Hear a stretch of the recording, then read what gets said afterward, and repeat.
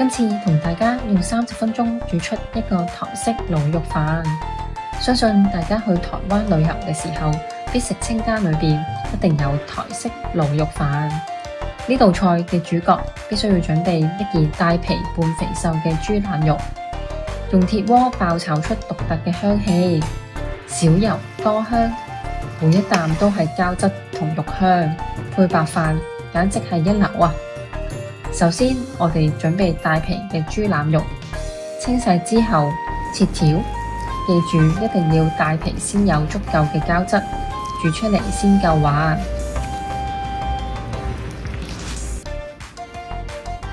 同時，我哋將鵪鶉蛋烚熟，然後剝殼備用。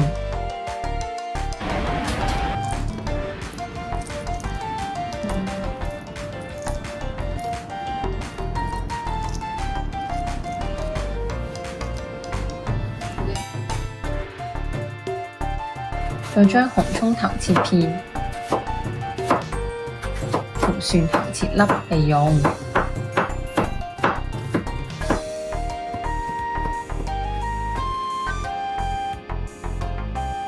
而家我哋開始用中小火預熱鐵鍋，見到微微冒煙就落油，加入紅蔥頭，炒至金黃色備用。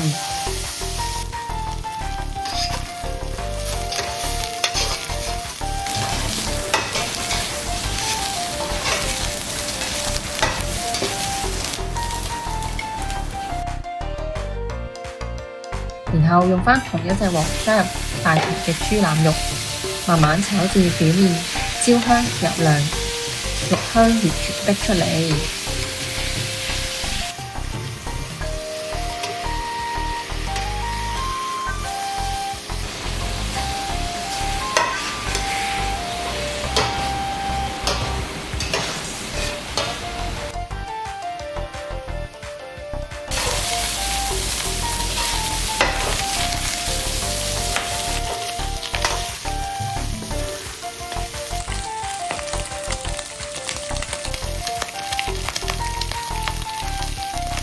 加入煮好嘅紅蔥頭，之後就加入蒜蓉、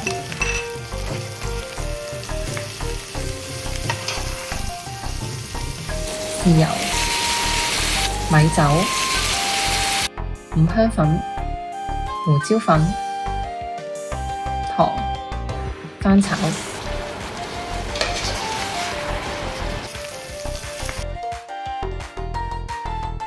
加入水同埋鹽，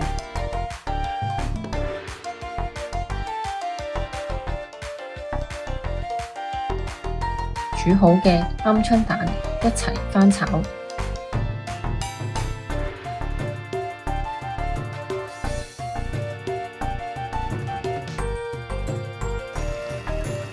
然後我哋可以冚上鍋蓋，先煮15分鐘。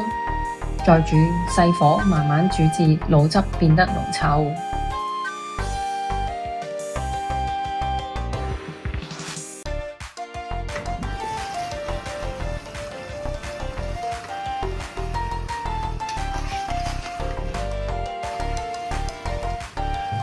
最後將香濃滷肉連汁淋喺熱辣辣嘅白飯上邊。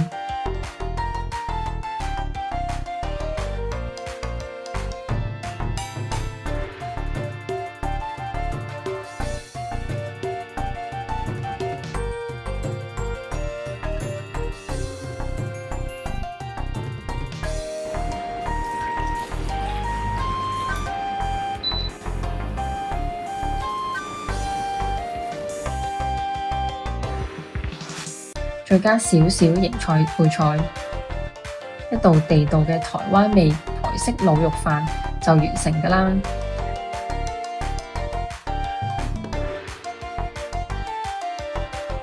如果大家想返到屋企有個快靚正嘅晚餐，都不妨試下呢一款台式滷肉飯。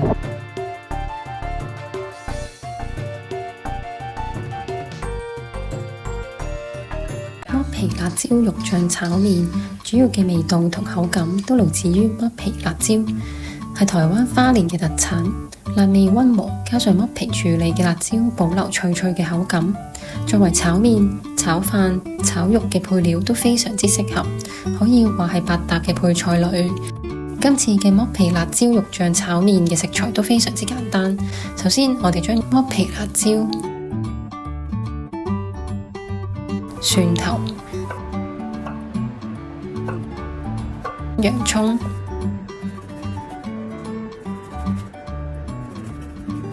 蔥切粒備用。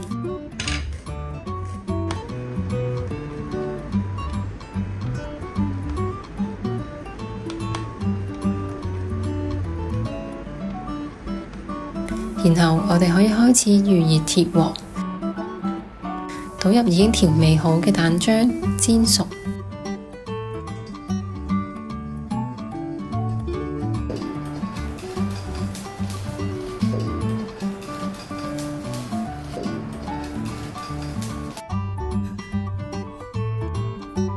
之後切絲備用。下一步，我哋將麵放入滾水，加幾滴油，烚一烚，以防麵冷卻嘅時候結埋一嚿。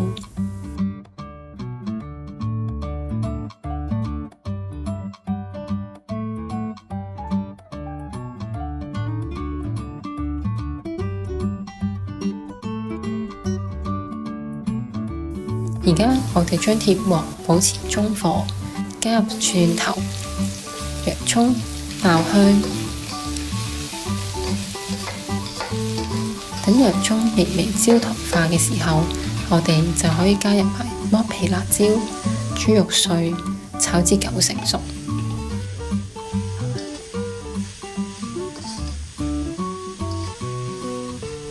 跟住我哋就將調味好嘅肉醬汁倒入鍋中，等肉碎吸收醬汁。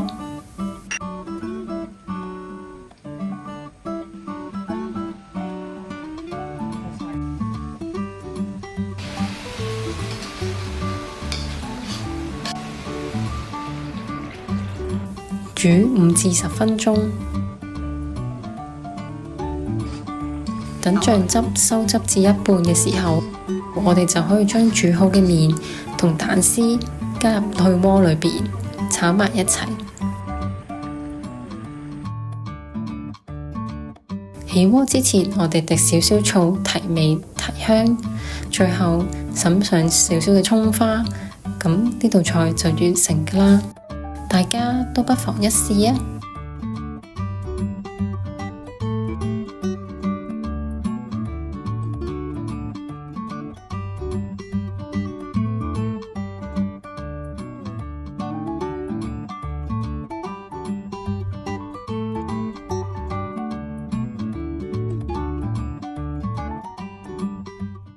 香港人去過台灣，一定去過夜市去尋找台式美食，例如地瓜球、一盒肉粒、大腸包小腸、肉燥飯，其中蚵仔煎一定係必食嘅美食。今日同大家喺屋企試下復刻台式嘅蚵仔滋味，嘗試把夜市嘅味道揾返嚟。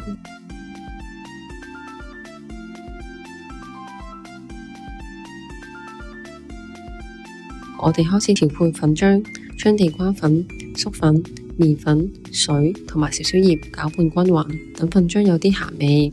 調好粉漿之後，我哋放埋一邊20至30分鐘。將蠔仔逐粒清洗，多次換水漂洗乾淨，直到水唔再渾濁嘅時候就變乾淨㗎啦。記得吸乾水分先好落鑊啊！過程之中記得要輕手啲，唔好整穿蠔仔啊！而家我哋開始預熱鐵鑊，冒煙就可以落少少油。由中火轉至小火，加入蠔仔，煎大概30秒，蠔仔就會有少少微縮。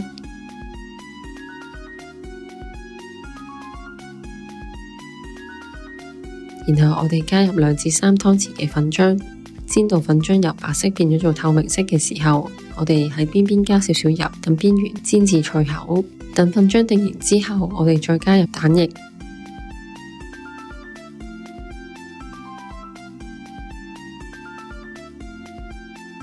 然後翻面，煎到兩邊都變成焦香，蛋熟透就可以畢起㗎喇。